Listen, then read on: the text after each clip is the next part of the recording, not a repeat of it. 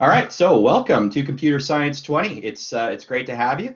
This is our fifth Quint, so I hope everybody's looking forward to bearing down and getting through the last 8 weeks of school here, and then hopefully enjoying your summer and heading back to school in fall. We don't know what that's going to look like yet, but I assume it'll be something closer to normal. Some of you may be back at school full time. Some of you may decide to stay at OLC. Some of you may decide to do a little bit of both. And those are all fine decisions. This is the fifth time I've taught this course online, so it's pretty dialed in. I've taught the course in physical schools for 14 years.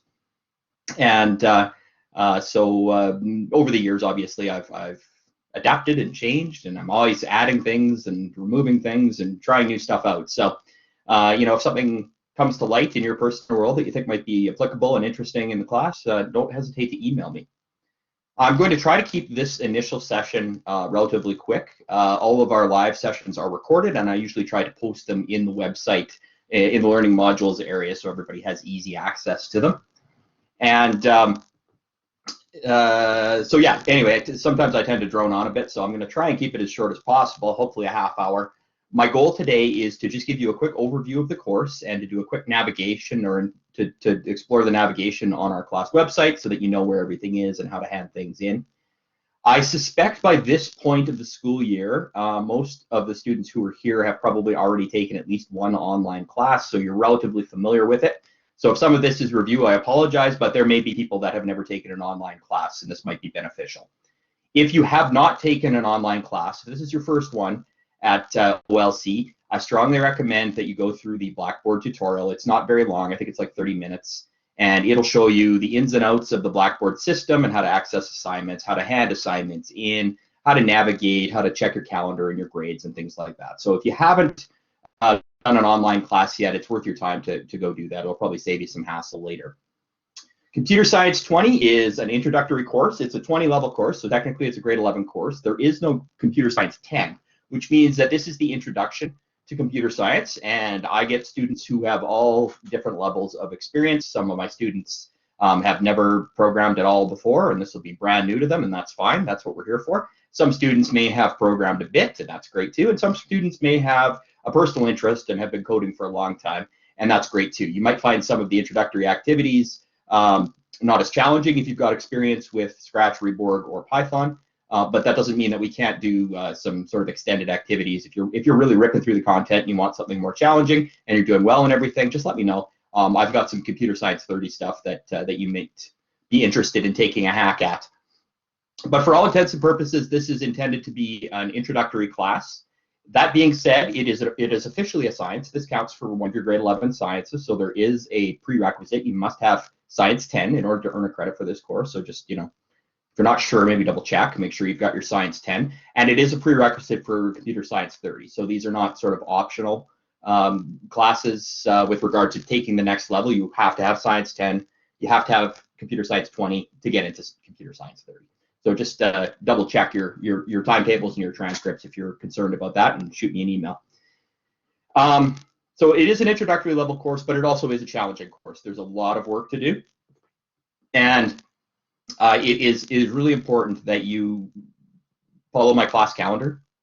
It has every day laid out from the beginning of the Quint to the last day of the Quint, and it indicates on there what days you should be doing what assignments. And there's usually a reading or a video for a section, possibly a PowerPoint or something off-site to read. And then there's an assignment, which is typically a group of programs that you will complete, and then you'll hand those in to me through the website. Everything is handed in through the website. I don't do assignment submission via email. Emails can get lost. They can end up in junk folders.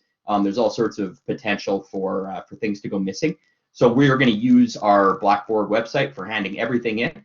And once you get the hang of it, it's really quite straightforward and easy. And when you've handed something in, you get a message instantly that says, you handed this in successfully, you handed it on this day at this time. And then I get a message saying, this person handed this in, it's ready to mark, and then I can go find it. So everything's tracked really carefully, so you shouldn't have any trouble with missed assignments or lost assignments or anything like that. Strange static-like noise. Is anybody else hearing a strange static-like noise, or is it relatively normal? Yeah, you are too. Okay, let me just check something here. I think I might know what that is.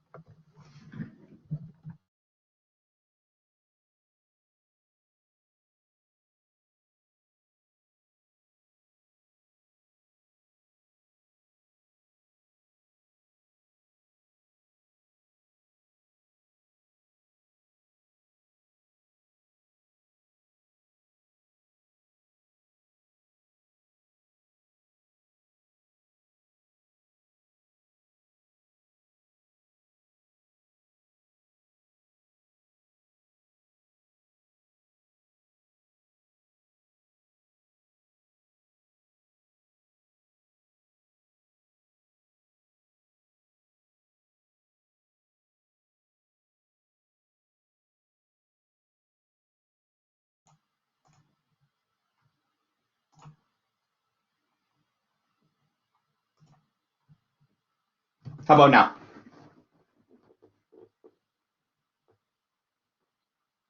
Can you hear me now? Good now? Okay, excellent. Thank you. Thank you for letting me know that. I think my microphone went wonky for a second there. So I was saying it is a challenging class and there's a lot of stuff to do. Now the class starts out, I would say, in relatively simply. There's some computer history. You watch the videos, you fill in the worksheets, just to give you a bit of a background of where we started and where we came from. Then we're going to move into something called, well, planning and preparation. We're going to introduce the term algorithm, and we're going to introduce you to a visual algorithm, which is essentially just a blueprint, a roadmap that shows you information flows and decision making inside a program, and teach you how to make those and teach you how to fix those. After that, we move into a program called Scratch, which I'm assuming several of you have used, maybe in elementary school, just to play around with programming a little bit, day of code type stuff. And the reason that I use Scratch, even though it is kind of cartoony and whatnot, is that it's a very, very visual environment. So by pulling programming blocks in and telling your character what to do, you get immediate feedback. You can see what the character is doing and which way it's moving and what's happening. So it tends to be very, it's easier to build and easier to test and easier to see what's going on. So that's like a fully visual environment where you're going to be mostly using your mouse and dragging and dropping things. That being said, you can do all of the major components of computer science that we're doing in this course in that one program alone. It deals with data and variables. It deals with giving a computer input and getting output back. It deals with functions, so like little mini programs inside a bigger program that do certain things. It deals with looping and iteration, so that means doing the same thing or over and over again so that your program can repeat. And it also deals with decision making. If one condition is met, do this. If another condition is met, do this. So those are the 5 building blocks that you're going to see in every single unit that we do. And I refer to them usually as the 5 fundamental tenets of programming. But what it really means is there's 5 things. There's probably 7, but for an introductory class, there's 5 things that you need to know in order to move to a different language. And it doesn't matter what programming language you use, whether you're using mobile or C# or Java or any of the major object-oriented programming languages. It doesn't matter what the language is. You're still always going to have commands and structures built for those 5 basic principles. If a programming language doesn't do those 5 things, it's essentially not a programming language and you shouldn't use it. So that's why we really like to emphasize those 5 things as we move through the 3 languages that we're using for this particular course. So we start out with the Scratch environment. Then we move to something called Reborg, which was developed by a computer science professor. And one of the teachers in our division, who's a good friend of mine, has a relationship with this man. And he let us use his software for free. It's all online. Okay, Scratch is all online. And Reborg the robot is what it's called. It's all online too, so you don't need to install anything on your computer in order to learn about these programming languages and complete the assignments and download the assignments and test the assignments. So it's really handy. Reborg's kind of, I would say it's like a step up with regard to logic from Scratch, in that there's still a visual component and there's still a component where you're doing the programming. Except instead of drag and drop, you're actually typing out your code. It's a little bit more syntax sensitive. So you get used to typing out your code in Word form and learning what these commands and these structures do. And you can see it happening in front of you because the little robot will move and pick things up and drop things and hit walls and hit water and stuff like that. So it's still got that visual component, but it's also got more of a hard coding, typing in your code type feel to it. So it's sort of half and half. And then for the last part of the course, what I would consider, the most important fundamentals for moving forward in computer science is a language called Python, which is a very, very simplistic language that can be very powerful. All of the major companies in the world who have an online presence are using Python in some shape or form. I'd say the most popular programming language with regard to big business is probably still Java. It's a little slow, but it's used by everyone. I mean, if you carry on with computer science and go to university or a technical college or something like that, Java is going to be a big focus for you, as is probably C#. But just about every introductory computer programming course in university or tech school or what have you is Python, and they've done that for a reason. It gives you an opportunity to make real code, but with a simpler syntax. And what I mean by that is, if you want to have your screen print the words "Hello World" in Java, you've got about this much code just to do that. Whereas in Python, it's one line. So it's a powerful programming language, but it's made in a simplistic way, and it's a lot more intuitive for sort of the average computer user when they're learning how to program than Java. A lot of people in the old days, myself included, you get to your first Java class and then you just kind of throw your hands up and go, oh no, I don't get any of this. I don't understand any of this. This is way above me. And Python takes a lot of that out, introduces you into the concepts and the structures, and then when you take a Java class or C# or something different, you have a basic idea as to what's going on. I just saw some people lowering their hands. I actually didn't see you raise your hands, so sorry about that. If you had a question, Nathan, you've still got your. Sorry. I accidentally clicked on it and I accidentally clicked off of it and I clicked on it again by accident. Yeah, it's all good. What do you think of Lura, the scripting language, Lura? Lura, like Lua? Yeah, like it's for, I think it's used in Roblox and Valve. It is used for a lot of Valve applications. I actually had a student build a like a Nintendo kart. What's the word I'm looking for? What's the Nintendo kart game? Like the go-kart game? Mario Kart? Mario Kart. That's what I was looking for. He built a Mario Kart clone and a bunch of mods using Lua and Anaconda, and it was great. It was great. So yeah, I don't have any experience with it personally, and I've got a school machine, so I'm somewhat limited in what I can use with regard to compilers and scripting languages. But he did a great demonstration of what he did, and it was fun. To follow up on that, the question, somebody else asked a question saying, is there any restriction on programming languages for the final project? I'll answer that one right away. No, there isn't. The final project is intended to be something that you're interested in. If you've done coding on the side and you've got a project that you've kind of always wanted to tackle in a specific language or technology, that's fine. I try to leave the final project, the independent project, as open as I can because it's intended to be something that you're interested in. I just ask that it's related to computer science in some manner with regard to hardware or software and the 5 tenets of good code, which we're going to go over in the class over and over again. Sometimes I won't necessarily be able to access your code depending on what you use. I've had people use RPG Maker and things like that before, which have costs associated with them, and obviously I can't install them on my machine. If that's the case, that doesn't mean you can't do a project in one of those languages or systems. What it does mean, though, is you should be prepared to do some screencasting to show me your code, to show me what you did, to show me how it executes, to show me how you debugged it.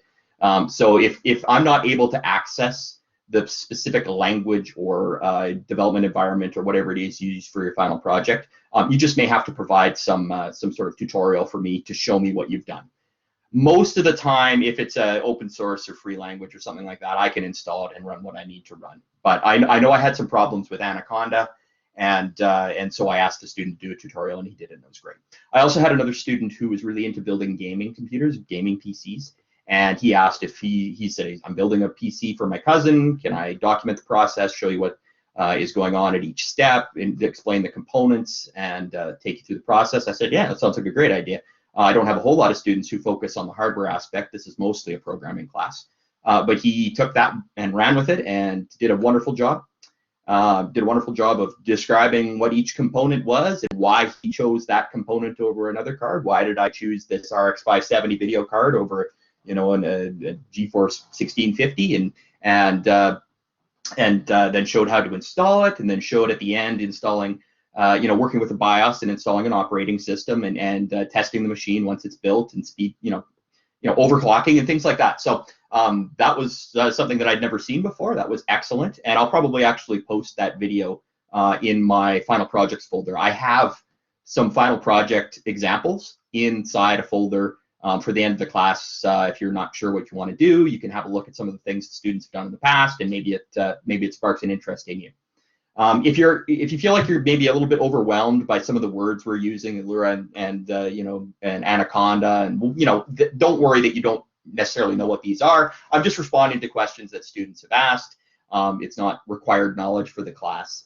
Everything you need to know is available in the class and accessible at any time. Before I start going through a little bit more of a description and navigation tour of the website, I want to highlight a couple things. The first thing I want to highlight is that I'm always available for help. Okay? If you send me an email, I usually respond the same day, almost always respond the same day. And if I can't respond to you because I'm busy or it's after hours or something like that, I will typically send you an email saying, hey, thanks for the question. I'll respond to you first thing in the morning. I'm very responsive, and I'm always open to helping students.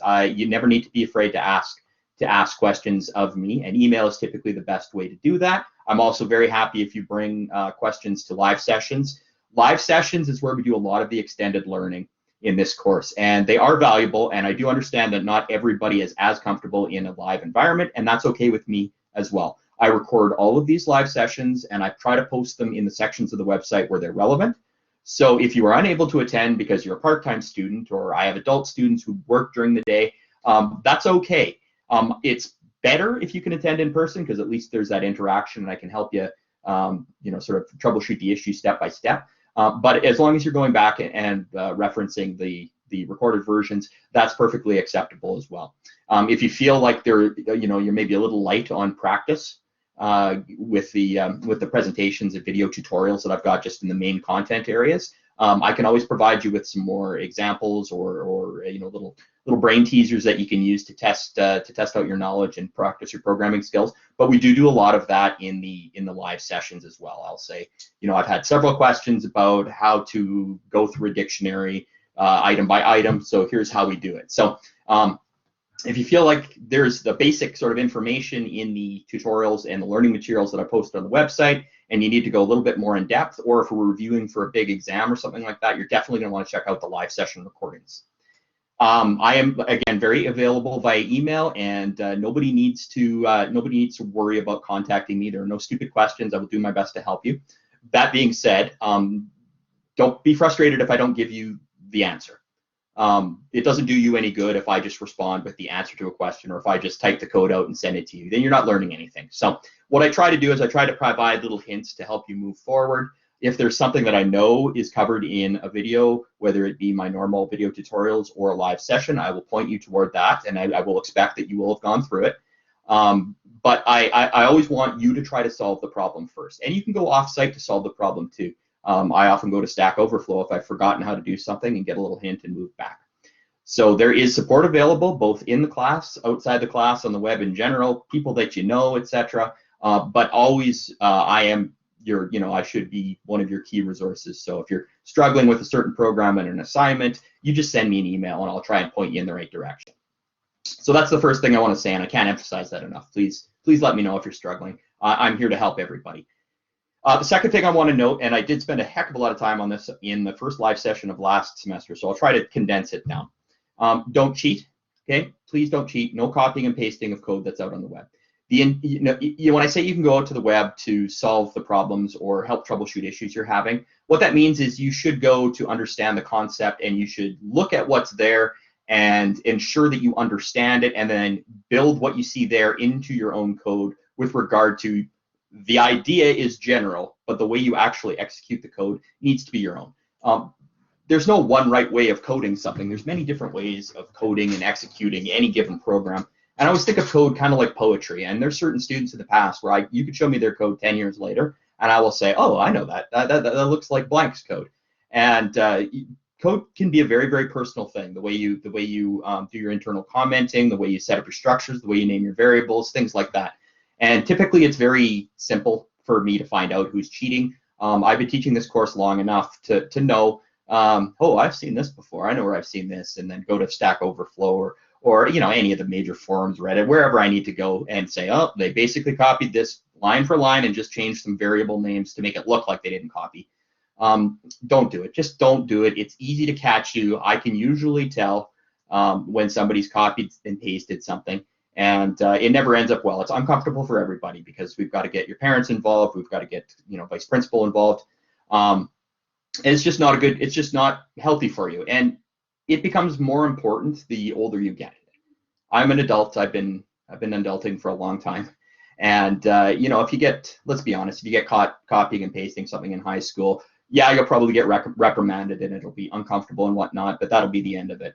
However, if you plan to go to university or if you go into technical school or something like that, and they catch you cheating, they will, it will definitely impact you negatively. They will likely kick you out of the class.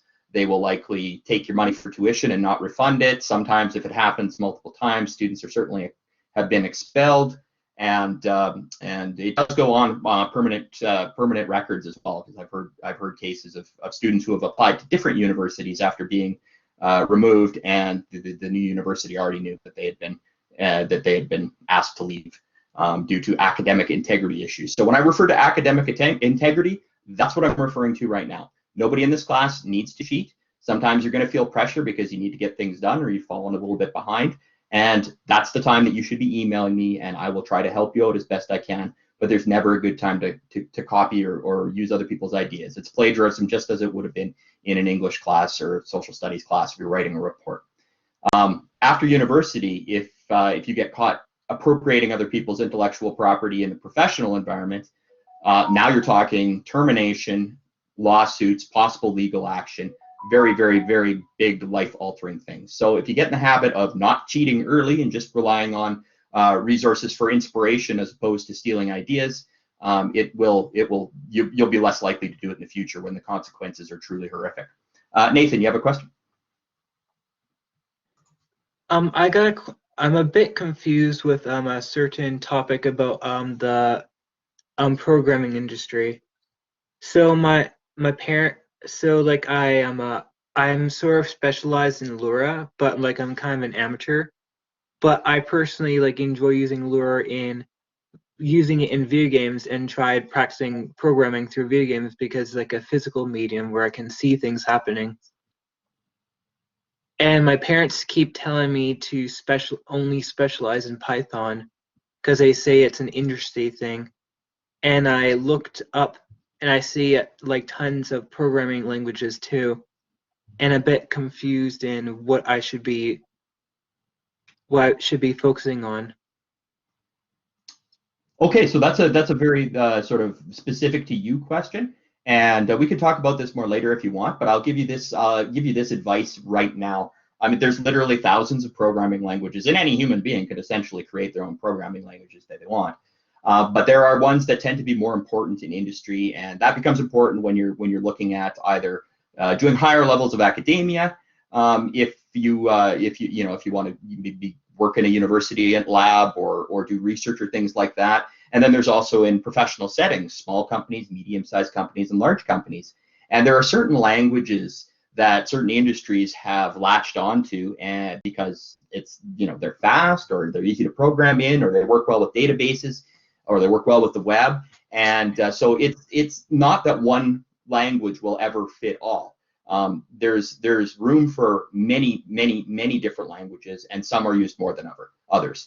For instance, I mentioned Java, which is different than JavaScript, by the way. You need to not confuse those.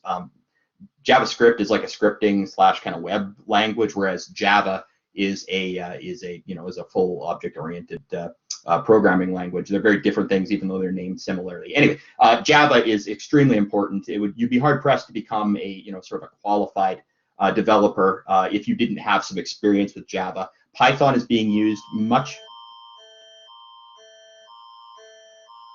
Did anyone else hear that? No. I just heard something that sounded like a fire alarm, but I'm at my home, so that's weird. Anyway. Tornado warning? Tornado warning?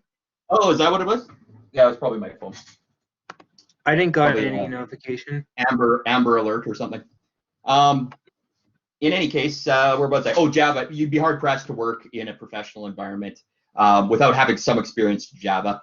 Python is very, very popular because it's easy to use, and it's a very good language to get things done quickly. They all have their strengths and weaknesses. .NET architecture is very popular for a lot of companies who do sort of web programming and application programming for keeping track of inventory and things like that. They all have their strengths and weaknesses, but there's still some big ones. C# is a big one. oh God, I'm forgetting the name of the mobile C one, but it, mobile app web programming languages are becoming more popular. Java's always been popular. Certain scripting languages on the web, it's always good to know a little bit of HTML and some PHP and JavaScript. Just, the basics. You should have exposure to them. Anybody who's a true expert in one language has been working in that language for a long time, probably in a very consistent manner. The nice thing about programming languages is something that I mentioned before. If you are familiar with the main concepts, those 5 or 7 main concepts in programming, every language has those. The only thing that you have to do when you transfer to a new language is you need to figure out the exact syntax of how to do those things in a different language. For instance, if we're doing something called a loop in Python, it's a very small little block of code, 4x in range 5, do this, and then that's the end of it, right? Well, you know what looping is. You know that it's intended to repeat a certain amount of times in that instance. Well, there will be something that does the exact same thing in Java. The only thing that's different is that instead of 4x in range 5, it might be programmed a little differently in that the words to execute that function are different. Okay, so it might be 4x in, with a certain character or certain curly braces, or you have to use, you have to space things out with a tab or stuff like that. So the idea is the same. You're going to repeat this process 5 times, but the words that you use and the structure that you use when you're typing it out is just different in any of these different languages. So the good thing about programming languages is when you learn on one, you can take the basic components of that one, move it to another, and just learn the syntax, and then move it to another and just learn the syntax. Well, here's how you loop in this language, and here's how you loop in this language. So programmers on their resumes tend to put more languages on there than they are actually really good at. And the reason they do that is because they're confident enough that if they know 2 of these languages and the syntax very well, that even though they maybe have barely touched .NET, they're confident in their ability to, I know what a loop is and I know how to solve the problem. I know how to write an algorithm or write a structure that's going to solve the problem they need me to solve. I may not just know the syntax and the keywords that I need to know to do all of these things, which I can learn relatively quickly because there's so many resources out there, right? At work, I used to work in the IT industry, and I wasn't a programmer, I was on the project management end, but if there was something that I needed to do in PHP and I didn't know how to do it, I'd just go to Stack Overflow, say, I need to do this, and then somebody would say, hey, have you tried thinking about this? And I'd be like, oh, that's great, and then I'd figure out how to do it. It's all problem solving, and what the world doesn't need anymore, the world doesn't need people who have memorized a whole bunch of stuff. That was very valuable before the advent of the internet. People who had things memorized could be a resource and could just get things done because they had it all stored upstairs. Well, with the internet everywhere and access to the web everywhere, it's completely sure, it might make you a little faster if you got everything memorized, but ideally it takes you 30 seconds to go find a decent resource on the web if you don't know how to do something. I mean, I changed my power windows in my cars last year. It's something I never would have done 20 years ago. I just wouldn't know how, right? But I just went, instead of paying a dealer $700 to do it, I bought a kit on the web for about $100, and then I watched a 30-minute YouTube video, and it took me through it step by step, and there we go. For $100, I fixed my car window, which would have cost me $700. I had no experience before. I'd never done it. So, the proliferation of the web and access to information is the hugest change by far in the 21st century. It was a complete game changer, and it continues to be a game changer. So the value for human people, for humans, the value for people when they're entering the workforce now is creative thinking and problem solving. Okay, the information on how to actually do something is out there. What people and companies and educational organizations and families need are people who can think critically to solve problems, and that's what most of this class is about. It's not so much about the individual things you type out. It's more about, do you understand the question I'm giving you? Do you understand what I need this program to do? And if you do understand what I need this program to do, can you solve the problem in order to make it work? Can you pick the structures that you need out of what we know from these 5 basic things and then solve the problem? And if you forget the wording on something, or you put an extra space or a period or something like that, that stuff's easy to fix, and that stuff's easy to find out online, and it's easy to test. The tough part is generating logic, okay, to tell a computer to do something very specifically, because computers can't make decisions. computers don't have emotions. Computers can't act like a human being. And don't give me any of that artificial intelligence nonsense. Sure, they've come a long, long way, okay, but it's still no match for the human brain. Otherwise, it'd be in every aspect of your lives by now.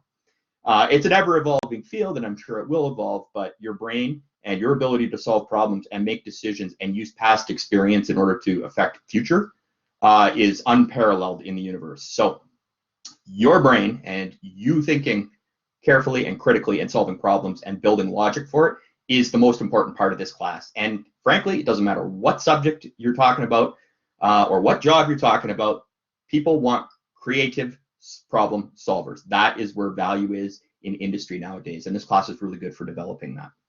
I think I had another question pop up. Sorry, I'm starting to ramble on here. I'm already past my half hour. I haven't even gone to the website, but we got a little sidetrack. How many coding languages should we try to know if we're planning on a career involving programming? If you're going right out of high school into starting your own company or whatnot, you're just going to have to learn whatever you want to learn in order to meet your business model. If you are going to a SIAST, or sorry, it's called Sask Polytech now, or University of Saskatchewan, Regina, University of wherever, computer science, you're going to have exposure to no fewer than 5 or 6 programming languages and databases and web courses and whatnot. So you're going to have exposure to a lot. You will not be an expert in any one of those simply by going to university or simply by passing the classes. What they are is they will give you a good foundation which to build on.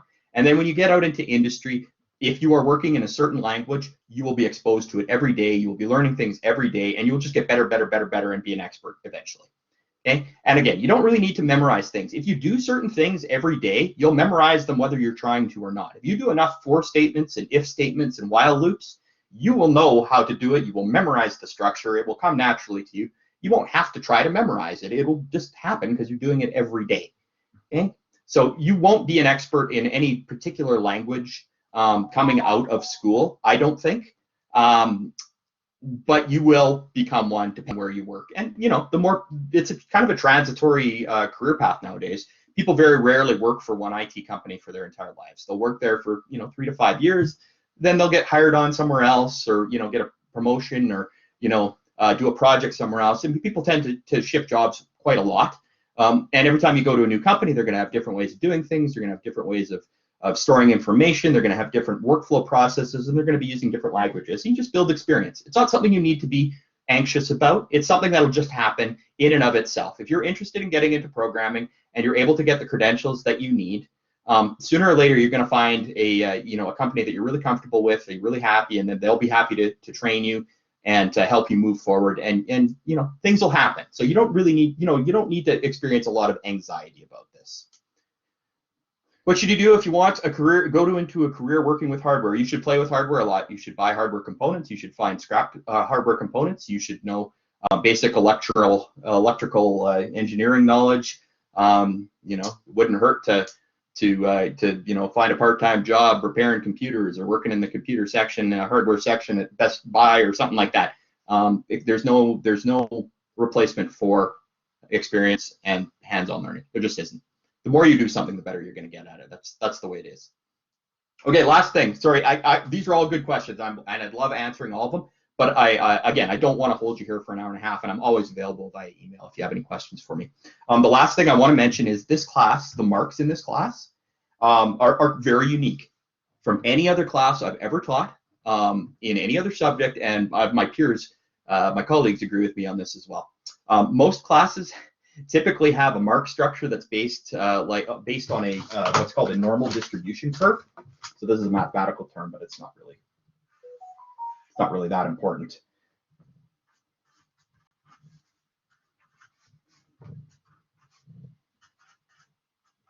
So here's how the marks go in most classes. I don't know if you can see that or not. So near the top of the page, that's more people. Down the bottom of the page, that's very few people. So what typically happens in most classes, whether it be high school or university or technical school or something like that, you have a few people in the 0 to 50 range. You have a whole bunch of people between 50 and about 80. So that's the bump part. And then you have very few people at 90 to 100%. That's pretty common for most classes. Here's how it is typically gone in computer science. And I don't say this to scare you. I say this because it's reality, and I think it's interesting.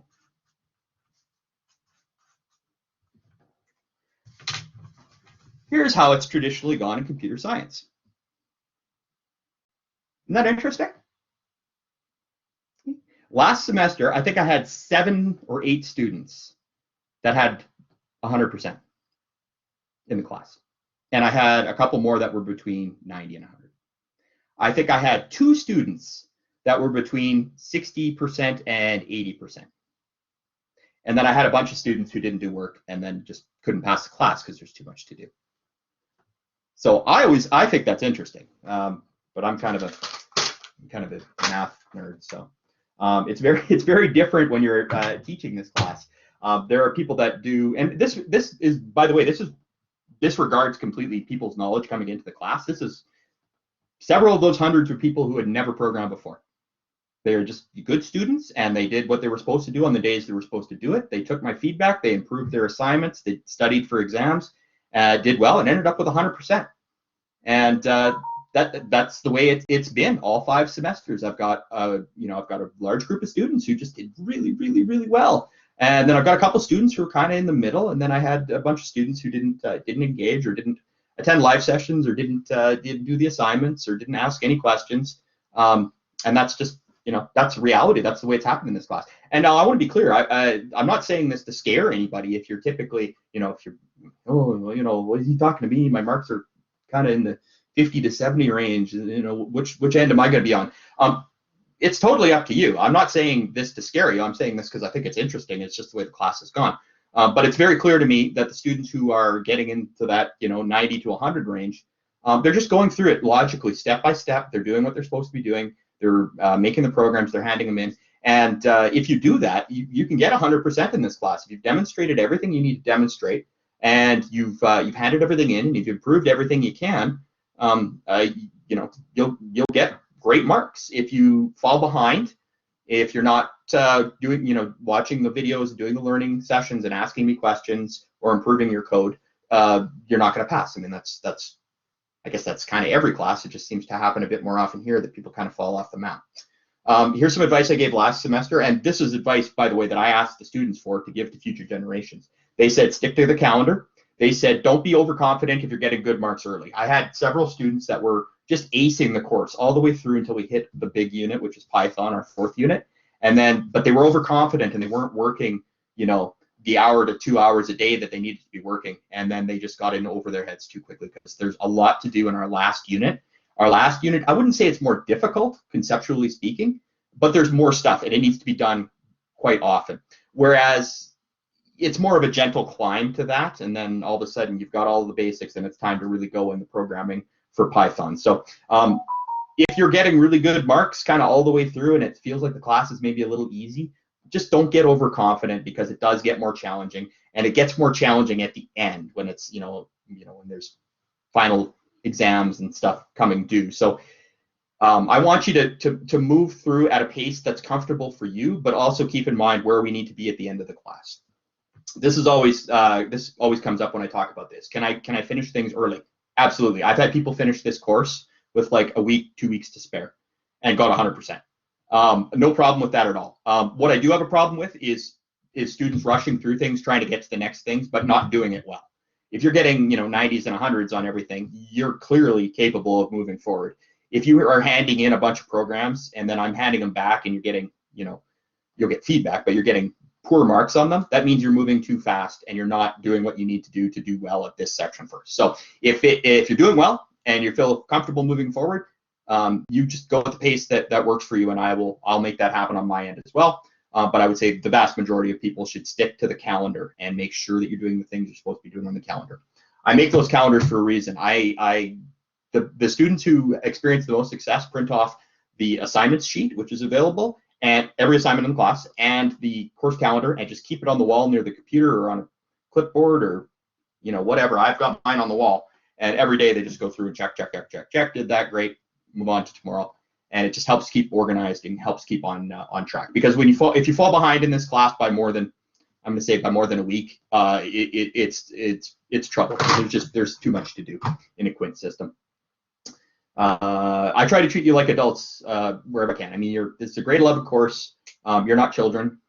You have your own educational goals. You have your own learning goals. I respect those. If success in a course is 51% in a credit for you, that's great. I will best to support that with you. Again, everybody has strengths and weaknesses in different areas, interests and disinterests in different areas. Your goals are your own, and I'm going to help you meet them. If a 95% is a disappointment to you because you're usually scoring better than that, I will support you as well. I mean, everybody's different. Everybody has different goals. The question is, can we work to, can we work and support each other to make those goals? So I'm not going to treat you like children, and I'm going to expect that you're going to be responsible for your job, and you do it, and I'm here to support you, and I will do that. I'm going to flick over to just showing you a bit about the website now, and if there's any other questions, I'll try to do a little catch-all at the end, and if you have a question after the session's over, just email it to me, and if anybody else needs to know about that question, I'll just post it up. So I will give you the hopefully 10-minute version of the website.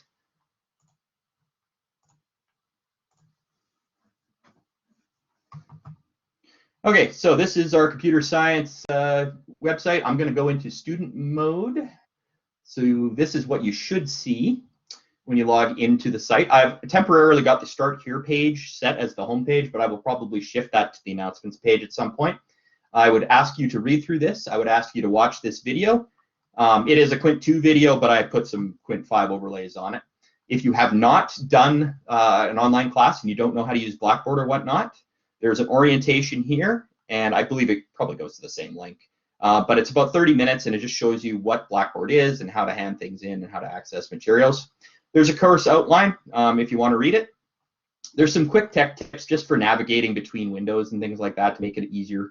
I may add to that section, I may not. There is a Google Forms link in this top part, which I think I have 20 people or so already filled out. That's great.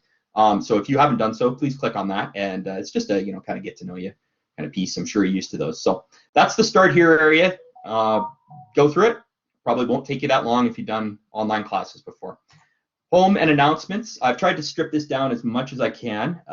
There's a to-do list, which will just kind of keep you up to date on due assignments, things that are coming up, things that are due, things that are overdue, and then announcements. I post announcements, every day or every second day. So, it'll be the landing page after a while, but get in the habit of coming in here and just make sure there isn't something you missed. So there's a couple announcements in there already, one of which was a reminder of this session, which clearly you got. Assignments are going to be due regularly. There's going to be something due, probably every couple days, and you got to keep on top of that. Here's one nice thing about this class that students have given me a lot of positive feedback on, is that the only things that you can't resubmit in this class are 2 big unit exams in Python and the final project. Aside from that, you get multiple chances at everything. And very, very few people do an assignment in the later parts, particularly, perfectly the first time. What separates, sort of like, just for pulling numbers out of my head, an 80 student and a 100 student is the 100 student will take the feedback I give them, fix their program, and hand it back in and get 100% on it. So for the vast majority of the things you're going to do in this course, if you hand it in and it's not perfect, I will give you feedback. It's usually typed feedback, and then you will have the opportunity to fix your programs and resubmit them. And when you resubmit the fixed versions, if it's actually fixed, then you move on. Yes, you're right. Sorry. Quiz number 5 is also 1 attempt. There are 5 quizzes in the entire class, and the first 4 you get multiple attempts at. I can't remember if I give you 3 attempts. I think it might be 3 for most of them, but the very last one in Scratch, you only get 1 attempt. So thank you for bringing that up. So that 1 quiz, the final project, and the 2 unit exams are the only things that cannot be rewritten. Everything else in the class can be redone, and the vast majority of the marks in the class are the assignments. So, if you want to get 100% on them, just keep fixing and handing them in until they're perfect. So, lots of students take advantage of that, and that's one of the reasons that I've always got a huge group of people in the 90 to 100 range, because they just fix things until their marks in the 90s, and then they are satisfied with that, and that's great. So that's the announcements page. Course calendar. This is what I'm talking about. This is a version that I just put a picture of.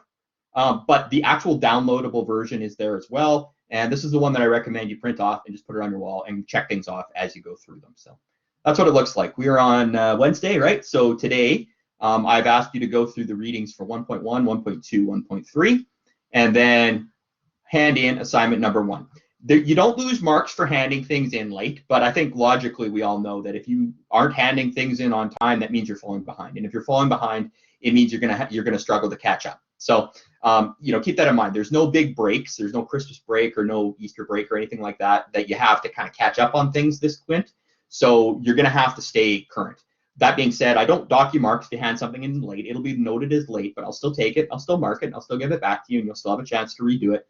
But when things are due, you should be getting stuff in, very close to that time, so that I can get them back to you quickly, so that you can learn from your mistakes and you can move forward. I expect you to hand things in a timely manner, and I also expect me to hand things back in a timely manner. My feedback doesn't mean a whole lot to you if you get it a week later, right? A week in a Quint is like a month.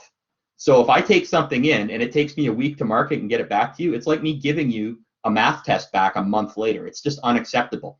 If I expect you to incorporate my feedback into your future assignments and projects, I have to get stuff back to you within a day or two, and I do. Unless it's a huge exam or something like that, you hand me in a project on Monday, and you should have it back likely on Tuesday, Wednesday at the latest. So that's my responsibility, is if you're good enough to do your assignment and hand it in on time, I have a responsibility to mark it, give you feedback, and get it back to you in a timely manner too. So that's the, your job, my job kind of thing, and I do take that seriously. I do try to mark things as quickly as I can and get them back to you. I'm a responsive person, just like I said with the email. You get me an email, you shouldn't have to wait too long to hear from me. If it's more than, if it's more than 48 hours since you sent me an email and I didn't respond to you, I missed it somehow. So feel free to send me another one. Okay, so that's course calendar. Now this is the bulk right here. This is 95% of your time, learning modules, okay? So learning modules is where all of the information for every section, all the assignments, all the learning materials, everything is posted here. It's crucial. You need to know how to get there, and you need to be here every day. So at the very top, there's course calendar and pacing, which is a duplicate of that thing that I just showed you. And all assignments for the course. This is the other thing that students tend to like to print off and put on the wall. It's every single assignment and their marks, the relative weighting of them from the beginning of the class to the end of the class. So I had several students say, hey, thanks for this. I take it, and every time I'm done, I just check it off or cross it off or what have you. And I know which ones are the more important ones because they've got higher marks associated with them. And I also which number assignment they come from. The numbers in front of the assignments, okay, or in front of the programs are the assignment it's attached to. So assignment number 1 is just the computer history assignment. Assignment number 2 is just the flowchart you have to build. Assignment 3 is just the flowchart you have to fix, which essentially, by the way, if you're looking at assignment 3 already, you don't need to do a whole big complex chart for me or anything. It's like you can literally type me a sentence and give me the answer. Question there, Maria? Yeah, that was what I was about to ask. Can I just type in the answer, not have to make another diagram to show the change and why it's changed that way? Absolutely. It's supposed to be a quick, you've got experience building the flowchart from the assignment before it. You just identify what's wrong with that program and you tell me how I need to fix it, and just in the written section, and that's fine. Okay. You got her. Thanks. So assignment 4 is where we start having multiple programs and things. So these are scratch assignments, and you'll notice that for assignment 4, okay, so that's what the 4 in front is. So we can't dance, walking cat, hitting a wall, burgundy, and the cat's klepto, still can't count past 10. I'm actually not sure if that one's still in there. I'll have to double check on that one. Those are all part of assignment 4. So there's 4 programs in assignment 4. There's 2 programs that are larger programs in assignment 5. So when you hand in assignment 4, you can do it one of 2 ways.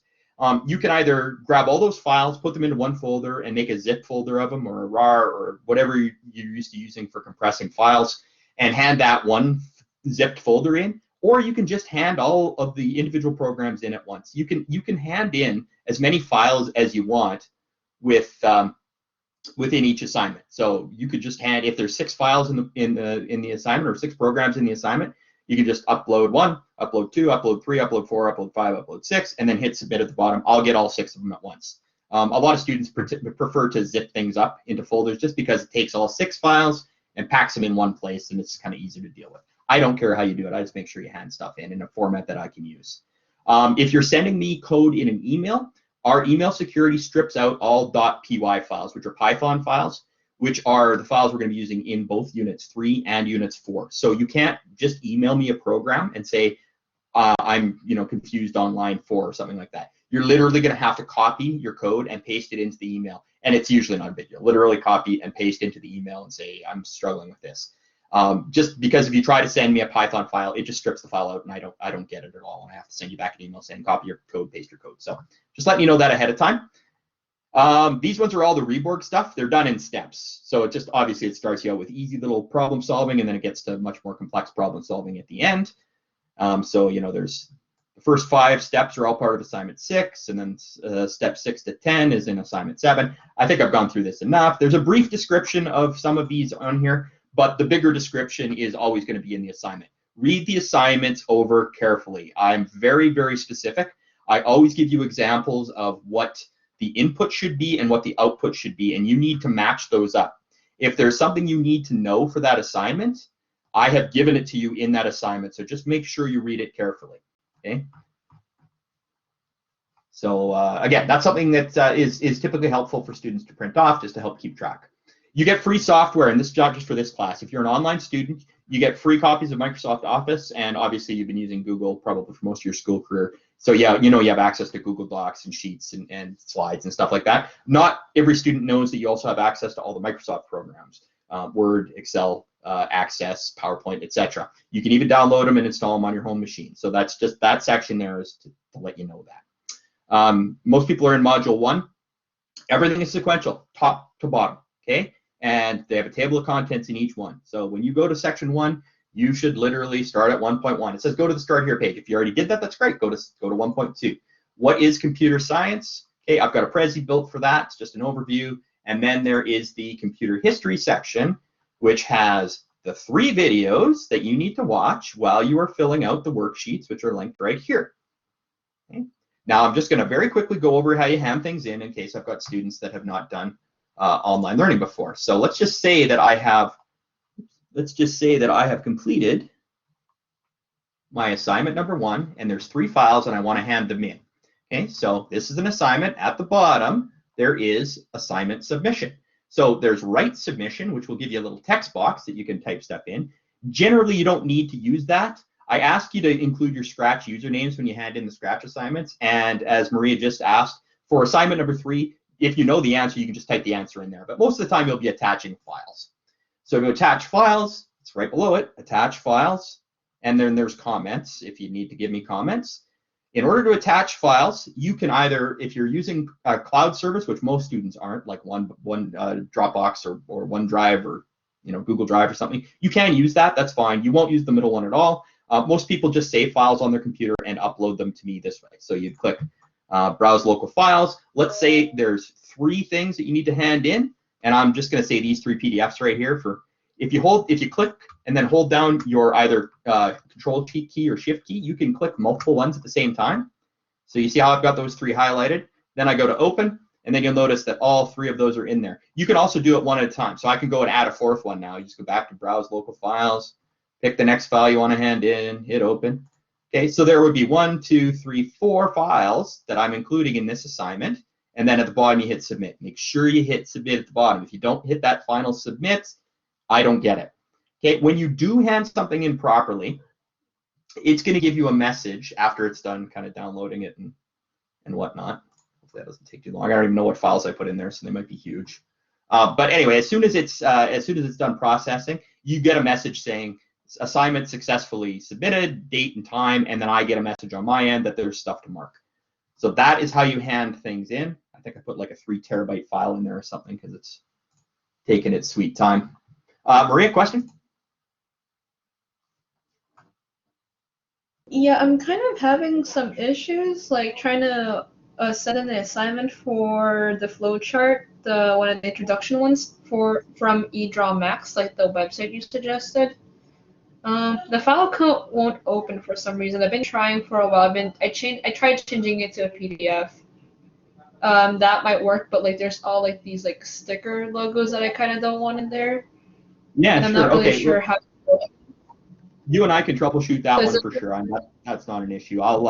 But maybe we'll do that one after the session though, just so we can. It's pretty specific, okay. so I'll help you troubleshoot that after the session. Okay. All right. Anyway, so you're just moving through 1.3 to 1.5. Make sure you read it, and then every once in a while you'll see a live session recording. Now this will be from last Quint, and I think I might leave these up. If you want to ignore the ones from last Quint, that's fine. But the things that we're doing are the same. So, there's a lot of good information and practice in those sessions. They tend to be about an hour long, but it's a YouTube video. You could skip through it. You could speed it up. I don't know if you know this, but in YouTube videos, if you hit the little gear there, there's playback speed. You can turn it up. You can crank it up to 1.5 or 1.75, and then you can get through the content, as long as you're understanding it, a lot quicker. So I might leave those up anyway and also post our new ones, because, whatever. There's rarely a risk associated with too much information. It's all there. It's all in order. When you're done Unit 1, back to learning modules.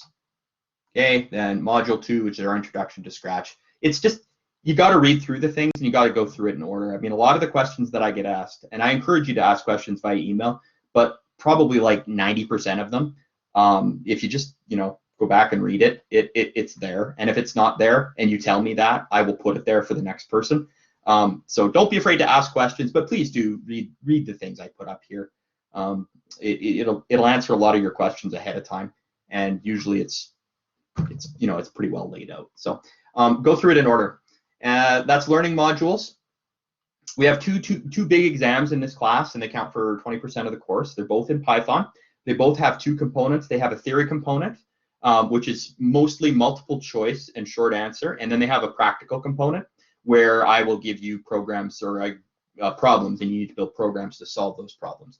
For the first Python unit exam, the first section is all multiple choice. That doesn't make it easy. It's just multiple choice. And then the practical section, I think I give you 5 programs and ask you to do 4 of them. Either that or you have to do all 5, but they're small programs. For the second Python exam, the theory portion includes both multiple choice as well as you actually have to manually type in code and send it to me, but it's all built into the exam. And then there's a practical portion where you have a choice between one of 2 larger projects that you can build. When I say larger, I mean it should still take you probably an hour or less if you know what you're doing. So those are the 2 huge unit exams. I do not postpone those, and I do not let students submit those late, and I do not let students resubmit any portion of that. No ifs, ands, or buts. It doesn't get moved, not for any reason. The reason I could say this is because I usually keep those exams open for a week. If you know what you're doing, it should take you probably an hour to 2 hours at max to do those exams. You have an entire week, so you can do a little bit, save it, come back the next day, do a little bit, save it. You got a week to do it, so there's no excuse for anybody not being able to complete it and hand it in. So I'm telling you ahead of time, that's the only real deadline that I'm hard on is that one. Those exams don't get moved, and obviously the final project. So just keep that in mind. So all of our modules are here, Reborg, and then into Python. Computers in Society is just one assignment. It's careers assignment. I used to have the history assignment in there too, but I thought it makes more sense to do the history one at the beginning, and then your final project. There's information on what I need from you, the hand-ins I need from you. There's examples of things people have done in the past. There's some recommendations, and I'm always happy to answer any questions that students have via email or in the live sessions about final projects. It's never too early to start thinking about the final project, but if you feel like I don't have any, computer programming language or skills right now, I don't even know what to do, that's fine too. After we get through the Scratch unit, you'll probably have a somewhat better idea of what you want to do for that. And like I said, I try to keep that as open as I can so that you can pursue an area of interest for you. Everybody here has found the virtual meeting space, so that's good. But if somebody's watching the video, it's just click on the virtual meeting space and then click on this, and then you join us. If you want to talk, your microphones are open, and that's great. As always, it's recorded, and we're a community, so be respectful of other people's opinions and values, and just let's keep school appropriate and on track. We have a live session calendar. I've tried to schedule things mornings and then afternoons alternating for students who may be part-time and may go to physical school in the morning or the afternoon or whatnot. So it gives you an opportunity to make some of these. And they're all recorded, and I will show you, if I don't post them specifically in the content, there's a little how-to here to show you how to get to recorded versions. Okay? And the only other place that you're going to spend a lot of time is, I wouldn't say a lot of time, but you'll spend some time in the My Grades area, which shows you all of the assignments in the course, when they're due, and what your mark is on them. And again, the vast majority of these, you can, if you're not happy with your mark, you can use the feedback I gave you to fix and resubmit, and you'll just see your mark going up. There's going to be a current mark chunk at the top pretty soon. Don't panic about the marks early. When you've only done a couple assignments, a current mark doesn't really mean much, right? If you got 2 assignments, you got 100 on one and 0 on the other, you got 50%. It doesn't mean much because clearly you know how to do one thing really well and you just didn't do the other thing. So don't put too much stock in the current mark until you've handed in 4 or 5 things, and then it'll start coming around. It's not updated every day because I have to shuffle assignments in and out based on when the due dates are. So if you've just finished something or you've just gotten a mark back and you don't see your mark go up or down right away, just give it a couple days, because usually I'll just have to move the assignments from the not due pile of the website to the now is overdue pile of the website, and then the marks get updated right away. So that's pretty much what you need to know with regard to navigating the website. There's instructions up there for how to start a Scratch account. Please do that right away, and then I ask you to email me what your Scratch username is. If you have an existing Scratch account, unfortunately, it doesn't let me add people who have existing accounts, which is silly, but it's beside the point. As long as you share with me what your username is when you hand assignments in, and then you make sure you've clicked the share button on each of the programs that you're going to share with me, you can use your existing Scratch account and hand things in that way. Some people prefer to use a there's a downloadable version of Scratch, so you can install it on your computer and just do it on your computer. Some people choose to do that. Other people just choose to do it all on the web. I don't care. It doesn't matter. You can hand in Scratch files to me physically, or you can just send me the submission that says these 4 projects are ready to mark on the website. Here's my username, happyguy24, and go. And then I know to go and mark those and give you your feedback. So either way is fine with me. Reborg is 100%. You do the work online, but you download the programs to hand them in to me. And one thing I will say about both Scratch and Python is if you're working on bigger projects, you should do some sort of version management. And what I mean by that is it's a shame if you put 5 hours into something and then you accidentally delete the file or overwrite it or something like that and you can't recover it. Every once in a while, it's a good idea to just go to Save As and save as a slightly different file name, so that if you lose one of them, you can always go back and you'll have something, maybe only lose an hour's work instead of 10 hours work, especially for final projects. I was able to recover it last semester, but I did have a student that lost like 15 hours of work, and she was very upset about that, and I don't blame her, but we were able to recover it, but it was a close thing. So what I mean by version management, let's say you're working on a program and your program is called Hello.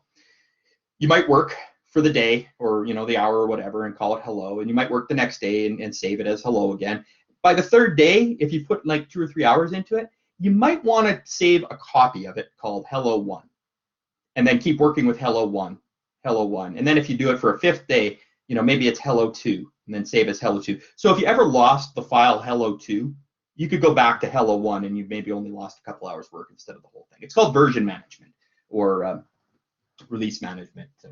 It's something you'll see a lot in professional industries, but it's not a bad habit to get into early in your coding career too, because it can save you time if bad things happen. A lot of programs you normally use have autosave on, like Microsoft Word has autosave. It'll save it every 5 minutes, and it'll keep a temporary version in cache. But the Scratch doesn't really do that, and the Python programs that we're going to use don't necessarily do that unless you manually configure them and turn it on. So it's just good practice, especially if you're working on bigger things that are taking you multiple hours. That is pretty much all I had to share, and as usual, my 30 minutes turned into an hour and a bit, but hopefully that answers a lot of your questions about the class, and people have asked some good questions. Just going to scroll up through the chat here, make sure I didn't miss anything. I need to get back to school so I can see my friends. Yeah, I think more than one person is feeling that way. No restrictions for the final project, national alert. If we're handing in assignments early, does that mean we can expect to see them returned early? Yeah, Kai, if you had to been early, it might not be my 100% top priority because I know, if you're moving ahead and you've got good marks, I know you're kind of doing fine. But certainly I would try to get that back to you quickly as well. I wouldn't wait till the end of the course to give you stuff from the end of the course. Let's put it that way. I'll get it to you as quickly as I can. Are there any other questions, or should we call it a day?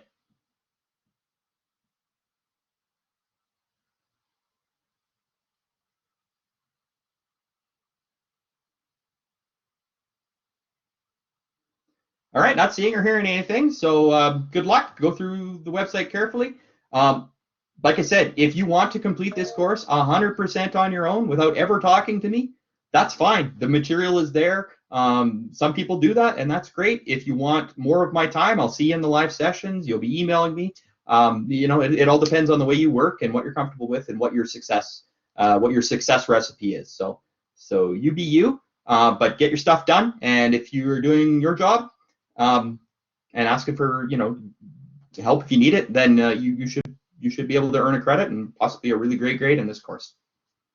Have a nice day. I'm going to stop recording, but I'm just going to hang around for a second in case other people